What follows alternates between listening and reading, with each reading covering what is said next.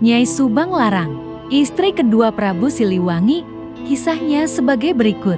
Jangan lupa untuk di-subscribe dulu, agar selalu menyimak sejarah Nusantara berikutnya. Terima kasih. Assalamualaikum warahmatullahi wabarakatuh. Subang Larang bernama aslinya Kubang Kencana Ningrum. Beliau lahir pada tahun 1404 dari ayah yang bernama Ki Gedeng Tapa, yang merupakan Syah Bandar Pelabuhan Muara Jati, sebuah pelabuhan penting di utara Jawa Barat, yang termasuk kekuasaan nagari atau kerajaan kecil Singapura. Sedangkan Prabu Siliwangi awalnya bernama Pamanah Rasa, putra dari Prabu Anggalarang dari Kerajaan Galuh. Ketika itu, Jawa Barat dikuasai oleh dua kerajaan besar yang masih berkerabat, yaitu Galuh yang berpusat di Ciamis dan Kerajaan Sunda yang berpusat di Pakuan Pajajaran Bogor. Kerajaan Sunda dipimpin oleh Raja Susuk Tunggal yang masih bersaudara dengan Prabu Anggalarang. Dua kerajaan besar ini menguasai beberapa nagari atau kerajaan kecil seperti Singapura, Japura, Wanagiri, dan lainnya.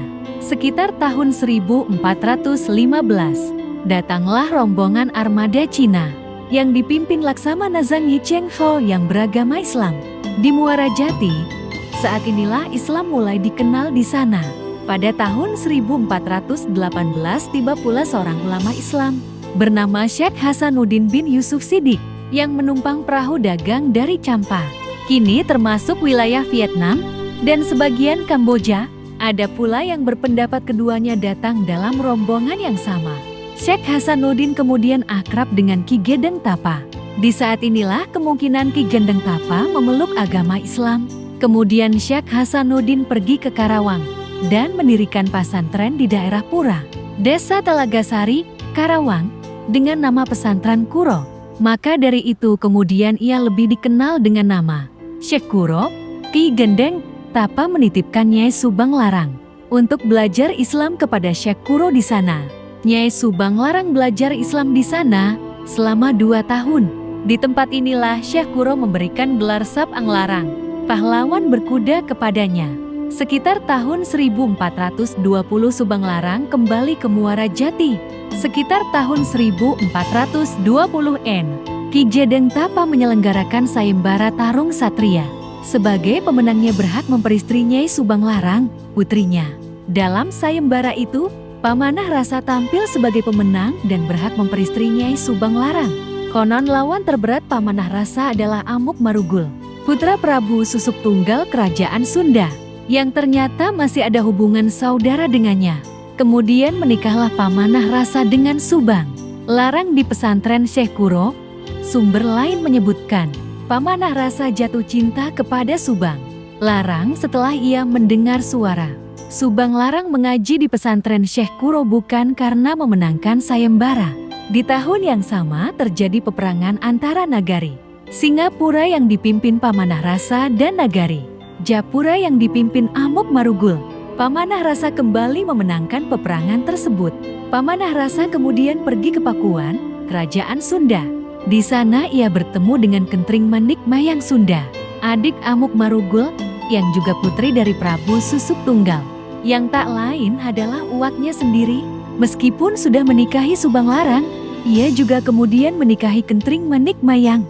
Setelah pernikahannya ini, Pamanah Rasa kemudian diangkat menjadi putra mahkota oleh Susuk Tunggal. Karena dianggap lebih cakap daripada Amuk Marugul, Pamanah Rasa kemudian memboyong Subang Larang untuk tinggal di Keraton Pakuan Pajajaran Bogor bersama istri yang lain.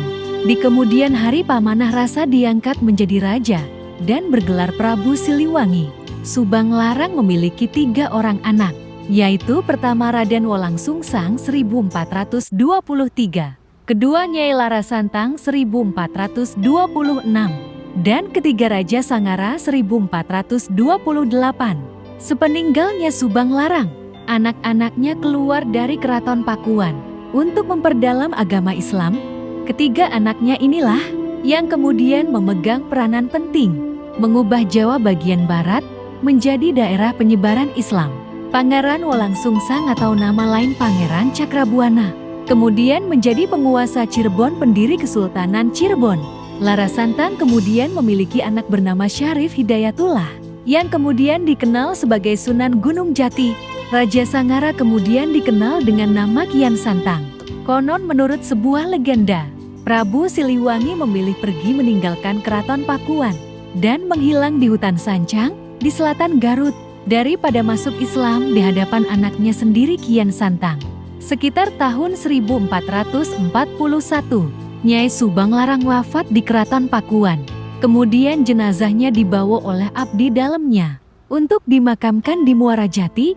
Salah satu abdi dalamnya dikenal dengan nama Eyang Gelok yang dimakamkan di Kampung Cipitung, Desa Kosambi, Kecamatan Cipunagara. Kisah Nyai Subang Larang tercatat dalam Carita Purwaka Caruban Nagari CPCN, karya Pangeran Arya Cerbon yang dibuat pada tahun ke-1720.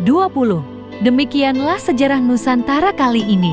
Dan nantikan sejarah berikutnya. Terima kasih. Wassalamualaikum warahmatullahi wabarakatuh.